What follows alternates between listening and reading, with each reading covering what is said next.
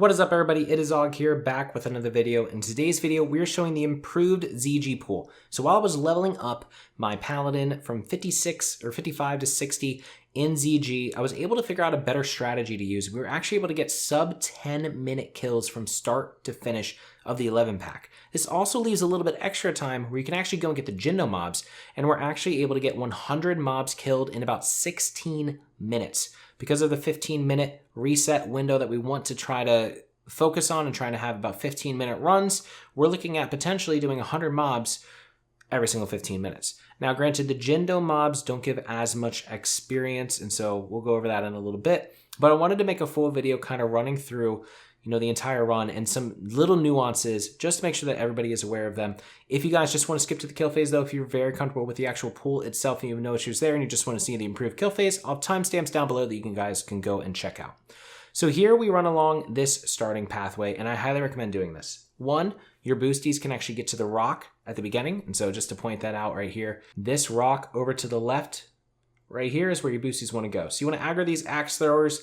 Don't have the boosties run until the axe throwers move away. If they go there too early while the axe throwers are still in the area, the axe throwers will actually consider them in combat, and when they reset off of you, they will go onto your boosties. Once you get through this area, if you're on a slow mount and you get 3 stacks of the poison from the adders, go ahead and block and then blink and just run here on foot. 3 stacks of the poison could potentially kill you, and that won't happen probably when you're on your epic mount, but when you're on your slower mount, it could. Jump up to this higher route and then find the berserker immediately. Now what you're doing here is you're trying to get the berserker and then get the axe throwers. Most people say that they have issues with the axe thrower packs, and so this is how you can handle the axe thrower pack every single time, guys, and never have it in your kill phase. Find the berserker. Once the berserker is aggroed, run around the building and find the axe throwers. You can see that they're far away. But what actually happens is that when they're out of range of you, they're running at 10%-ish movement speed. When you find them and you get close enough to them, they then run at 100% movement speed. So the reason why you're running into them in the kill phase, or right before you get to the kill phase rather, is because they're running so slow around Venox's temple, and eventually when you actually reach the bridge, they are then finally there.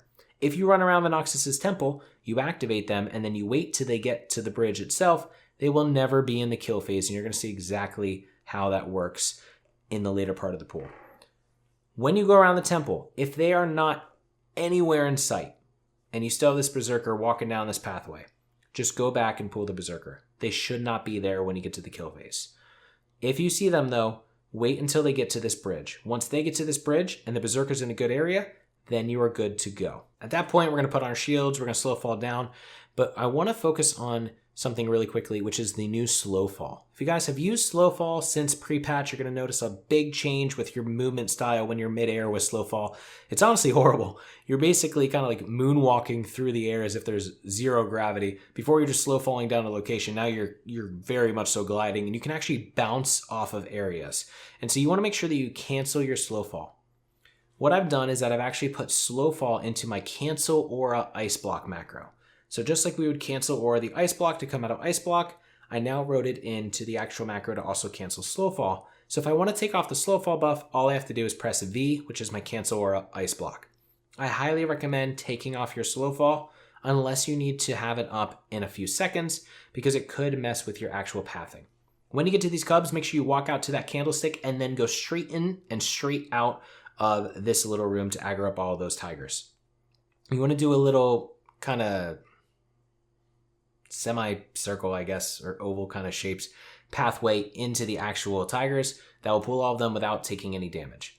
Here is one area though where a lot of people mess up. If you're on your epic mount, you need to wait on this rock. If you go too fast, the mobs won't aggro properly. They will be too far away, and what's going to happen is they could potentially go under the world here and aggro the berserker. So if you're ever pulling the berserker from Hakar's temple, that is probably why. Take your time there, wait on that rock for about 5 seconds, then go forward. Counterspell the croc off to the left, blink forward towards the bamboo, angle yourself into this wall, and run alongside this wall. When you're blinking through the tree, the spot you want to aim for, guys, is right about here. You don't want to be too far to the right, you don't want to be too far to the left. If you're too far to the left, you won't make it through. If you're too far to the right, you also won't be able to blink through. So be right about there, and then you're going to blink through the tree, Come to the other side and then spam jump and moving forward, and you should be good. As long as you waited, you shouldn't pull the Berserker, but hug the right side just to make sure, and then go and aggro this pack over here on the left with a counterspell. Run up this little pathway right here, pop slow fall, and slow fall down to the next location. Here you should probably put on Ice Barrier. I don't put on Ice Barrier. I do get hit, lose a little bit of mana. Not a big deal because I have a lot of mana regen, but just something to probably improve your pulls. But you want to blink past that pack so you don't accidentally get dazed. While you're running up here, find the Berserker immediately. Tilt up your camera, find the Berserker. If the Berserker is in your pathway, and if you're going to run into him, pop Swim Speed Potion, jump into the water, and swim like Michael Phelps. You will be so fast, none of the mobs will catch you. You're just going to be swimming like crazy, and you'll get over here in no time. If you don't have the Berserker in the way, then you want to go into the water, wait until you hit an absorb on you, so watch your character portrait to have an absorb, and then you want to blink forward and get onto this route, but cancel the slow fall while in the water. If you don't cancel the slow fall, kid you not, you may bounce straight off of that tree and back into the water and die. So definitely cancel that slow fall. Now I want you to keep an eye on this bridge here, and I told you earlier that the troll pack from before kind of deactivates and then activates when you get close enough. You can see here that the mob marked with an X is very far behind triangle. The reason being, triangle is on the right, which means it comes into focus quicker, which means it had an extra amount of time that it was within our range to move forward. The X mob was far in the back because it hadn't been activated yet, and so then it sprints to catch up to the triangle so that it can stay in the pack. But you can see there just as an illustration of kind of how the mobs move much slower when they're not in range of you. From that entire time we did the entire pull, they only made it halfway from this bridge to halfway on the other bridge. So you can kind of get an idea of how long it might take them to run around the entire thing. And if they're starting locations in an inappropriate spot, you could potentially run into them when you get to the bridge. Jump up this side, and then we're going to slow fall down. You always want to slow fall down towards the middle of the tree. Do not be too far to the right, not too far to the left. Get into the water, come out of the water, counterspell the mob on the right, and then you're going to run into these mobs on the left. What you want to do is you want to eat the first hit from this croc, and then right before you get hit by this one, blink through them. By aggroing this mob, the rest of the crocs are starting to run towards you, but you can then blink past them without even getting hit. You can see I don't lose any health on my Ice Barrier shield. This is NAN shield, by the way. Then jump Nova, clear your slow fall again, and now we're working our way to the kill phase. Batch together your spells so you're maximizing your mana regen. So I'm going to wait until I'm at full mana, then I'm going to put on Mage Armor. Blink here. You always want to blink before you get to the kill phase. It's going to help with the pathing of the crocs and the tigers so they don't run towards you on the bridge. And now we are at the bridge. Now the trick to the bridge, guys, is 1, you want to strafe, do not RP jump. 2, you want to make sure you're far enough back on the bridge, so you want to be past the center section. And 3, you don't want to let the mobs get too close to you. If you let them get too close to you, they're actually going to hit you, and you're going to see that a couple times here. But we're at 6 minutes, 24 seconds when we're actually starting this kill phase. The crocs and the tigers, excluding the cubs, have about 9k HP, and so we're going to try to burn them down as quickly as possible. To do that, we're going to maximize our use of Flame Strike. And so we mentioned this in the previous post-day recap video using Flame Strike, but we actually switched around our talents to pick up a talent called Master of the Elements. And what Master of the Elements does is when we critically damage a mob with a spell, we receive 30% of the base mana cost of that spell back. And so it doesn't proc like 20 times if you crit 20 mobs, it's just a one-time proc. But that means that with Flame Strike being 900 and something mana, we can get a little bit over 300 mana back every single time. If you have Blade of Eternal Darkness, which you don't need but is very helpful, you compile those together, you're getting back a lot of mana every time. So 400 mana from the Blade of Eternal Darkness plus the 300 mana from the Flame Strike helps us to maintain a good amount of mana the entire time and just keep on recouping. You can see that our mana is not going down too much. Once the mobs get to around 85%, you want to pop Icy Veins and you want to start pumping down the mobs as quickly as possible so you don't have the cubs. You can see I've killed 3 cubs, but there's still a couple cubs up. If you interact with the mobs and the cubs quickly, you can see there we just interacted quickly enough, the cubs will actually kind of get back within the pack. So that's why we never really had to worry about the cubs earlier when we were doing the Blizzard strategy, because we were Blizzard, jump, Blizzard, jump, Blizzard. We were so quick with it. Here we actually cast Flame Strike, and so we run into a situation where we don't have anything actively hitting the cubs, and that's when they run away. The way to counteract that is to be very quick with your jump ups and your Blizzards and your Flame Strike. So Flame Strike, then jump up Blizzard, and then Flame Strike, go down Blizzard, and be very, very quick with the switches, and then the cubs should not run away. If they do, though, Nova them as they go by and kill them with, you know, fireball if you need to, or frostbolt, whatever you need to kill them. Now, as far as flame strike positioning, there's kind of a trick that I'm using here, and I'm messing around a little bit with downranking flame strikes and max ranking flame strikes. I don't think it's worth downranking just because the amount of time that we have killing these mobs, it's actually probably just better just to have max rank flame strike going at all times. We're still able to kill all the mobs in 9 minutes. But what you actually want to do is you want to always put your flame strike on the end of the bridge, but you want to make it so that the mobs run through the flame strike, and then you switch positions, and then you slow them as they come back through. So here I put down flame strike, they run through the flame strike, then I jump back up blizzard, and now they're walking right back through the flame strike, but slower because they're in blizzard. Here I'm going to let them run through the flame strike again, get to the top, then go down, then blizzard them, getting them stuck again in that flame strike. The damage you're going to be doing on this pool is flame strikes damage. It's going to be the dot on the ground, which is going to tick for like 90, a second. And so that's going to be the damage you're doing. It's not going to be the rank 1 blizzard that you're doing. You can also pump out max rank blizzard if you have really, really, really good gear, but you're probably going to be using rank 1 blizzard. And so the majority of your damage is really going to come from that flame strike. So you want to be able to maximize the amount of time that they're actually in it, which means let the mobs run through, then switch positions and slow them at the start of the flame strike so they have to go all the way through it before they get to their side. There, the first pull is down, 9 minutes, 43 seconds. We killed all those mobs. You can see we got 8,600 mana back from Blade of Eternal Darkness.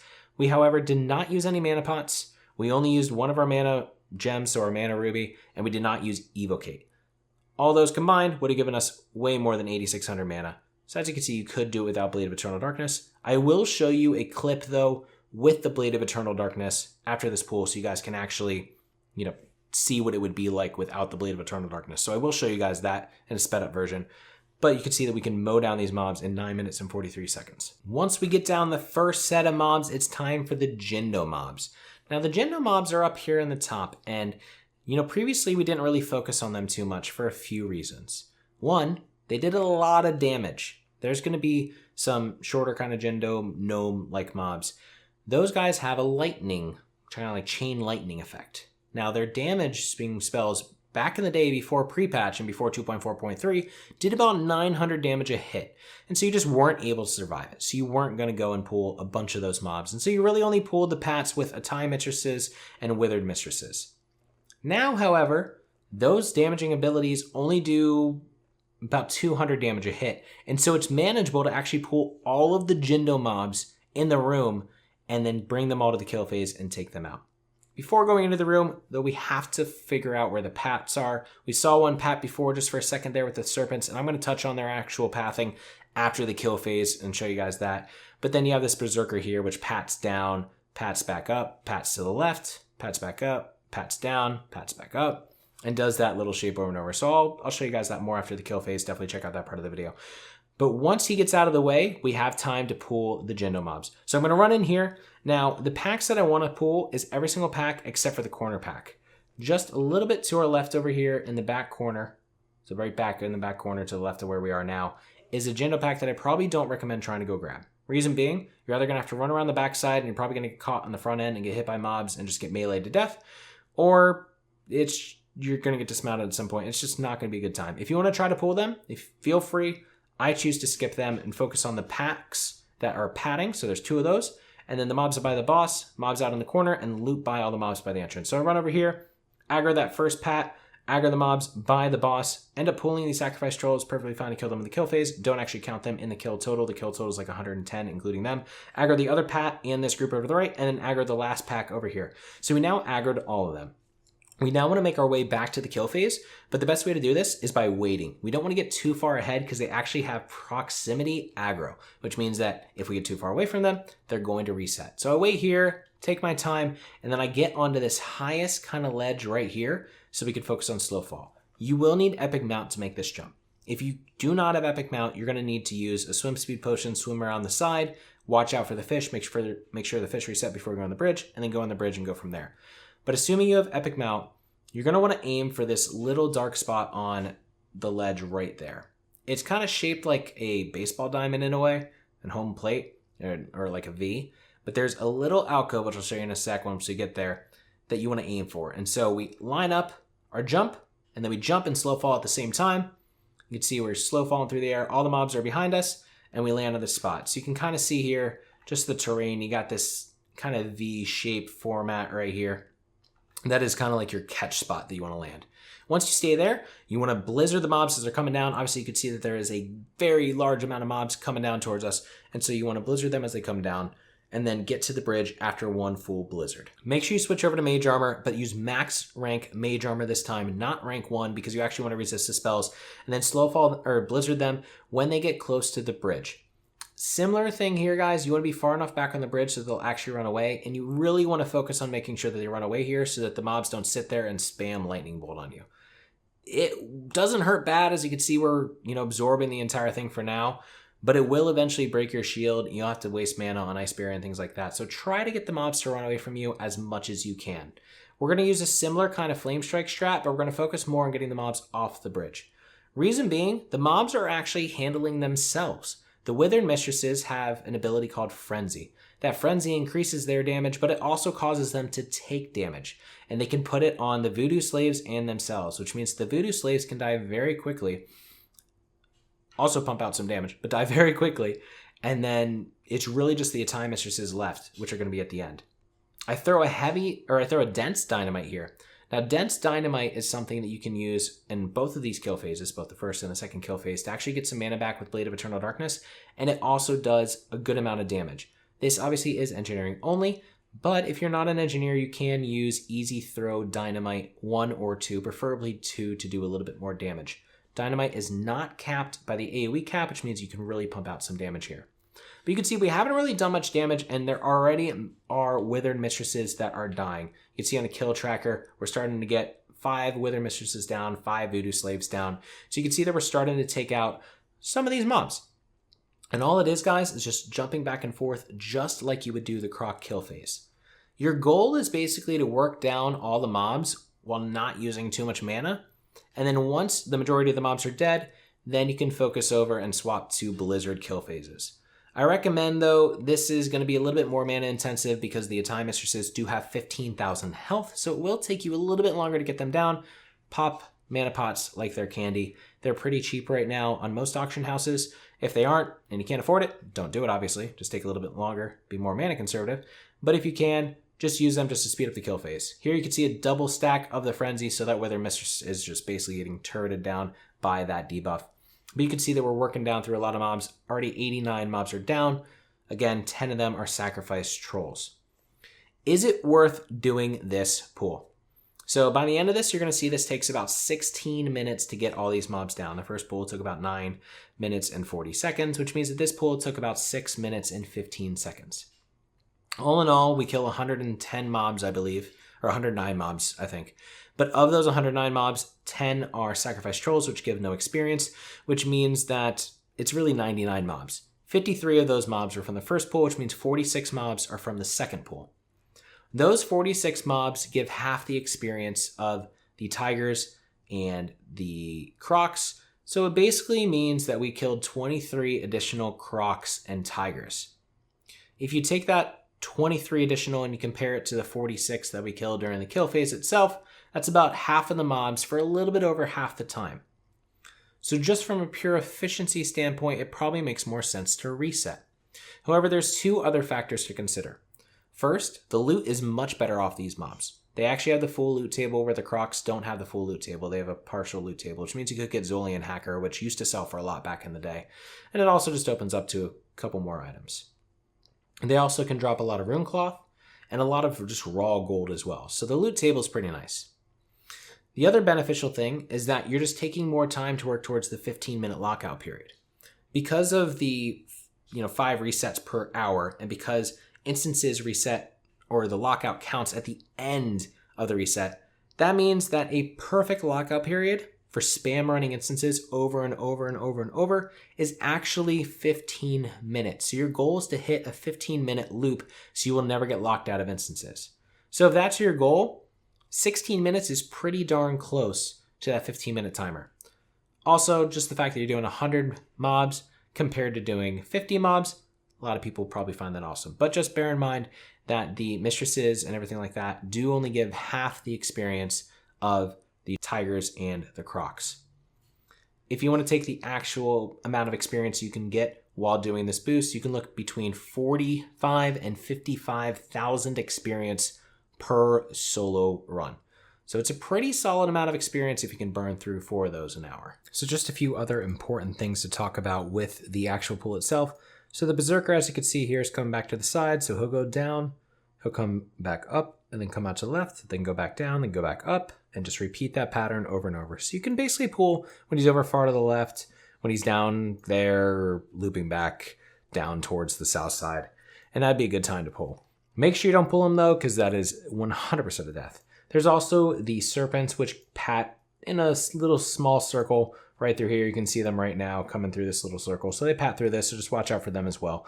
But those are the only 2 pats you need to worry about inside. You do have to worry about 2 pats inside this actual Jindo area though. And so those are the pats that came out here. You could juke them now that they don't do too much damage. But in the event that something goes really bad and you need to reset some mobs, here is a reset spot. And so here we aggro these mobs. I'm just going to show you a few reset spots you can use. The first one is over by these vases right here. So all you got to do is just run behind these vases, and this is a reset spot. Now, obviously, you can see them right there. Now, obviously, there's a group right here. And so if you have the group right here, you're not going to be able to reset these guys. So you'll need to kill them separately in order to de-aggro or run to the other reset spot. So the other reset spot is down on this box down here. So I'm going to jump up onto this box, and then this is another reset spot. These are the 2 reset spots that are actually in Jindo's room.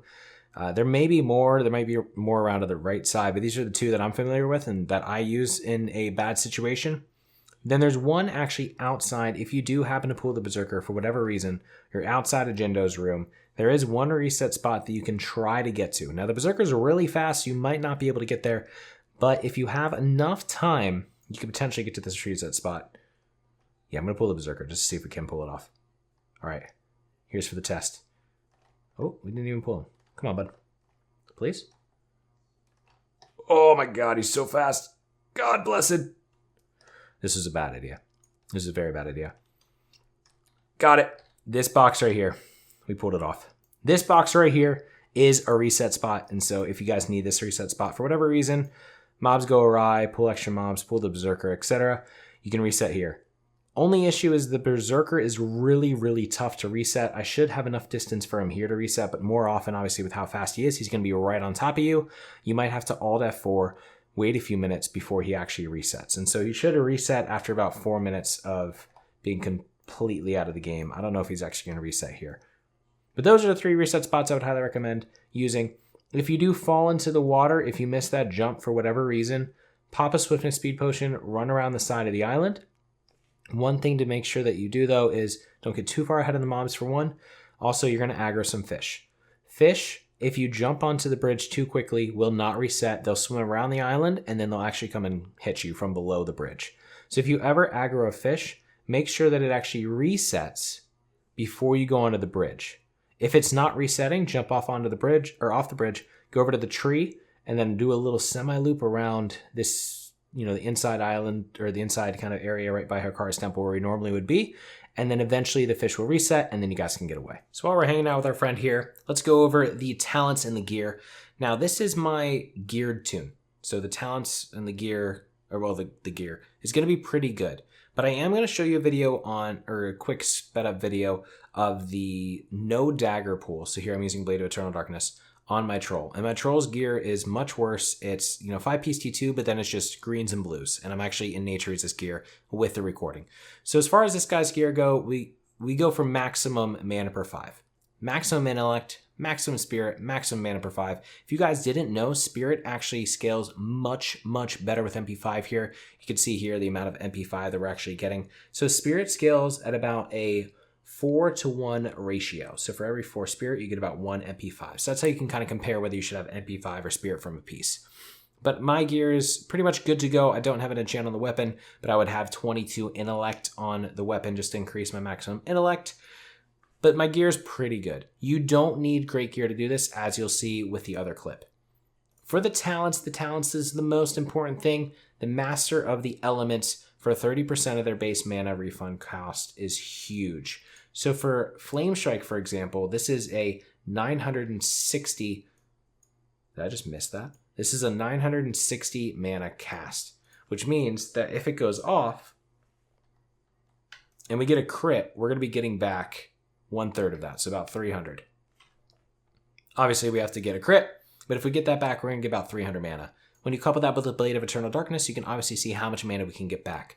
Another trick is the Dense Dynamite, which was getting back mana. So that's how I was getting back so much mana with Blade of Eternal Darkness, between Dense Dynamite, the Flame Strike for the actual talent of Master of the Elements, and then the Flame Strike for the Blade of Eternal Darkness. I was getting back a ton of mana.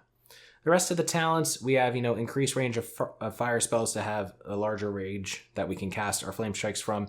Ignite doesn't really do much because the actual damage of Flame Strike itself is capped. If we only hit a couple mobs, though, it could cause a good amount of damage if we crit. And then you just go through the normal Blizzard spells, skipping the single target kind of spells. Obviously pick up Icy Vein so we can get out a lot of damage when we have those cubs. So here's a sped up version of the kill phase. There's going to be no difference in our actual strategy.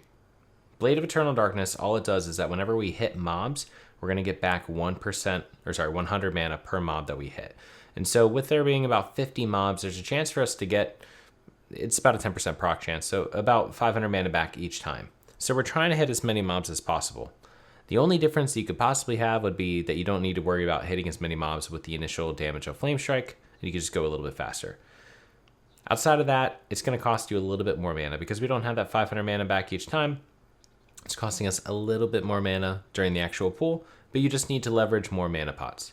You can see though that we are at 8 minutes and 50 seconds and we're already burning through the mobs. They're about 30% health. We do run into mana issues at the end because, as I said before, I'm in horrible gear. But if you have decent gear at all, or if you leverage mana pots, you're going to be able to burn through this kill phase still in that 10 to 11 minutes without any problem at all and get some incredible experience and make a good amount of gold as well. All right, everyone, that wraps up today's video. I hope you all enjoyed it, and if you did, please subscribe and leave a like and a comment below to let me know so. And if you guys have any other ideas for any other videos, please let me know in the comments below. Also, check out the description for the Twitch where I do all this live, and also for my Twitter and Discord where you guys can be notified of any future updates and when I'm going to go live on stream. So I'll see you guys in the next video.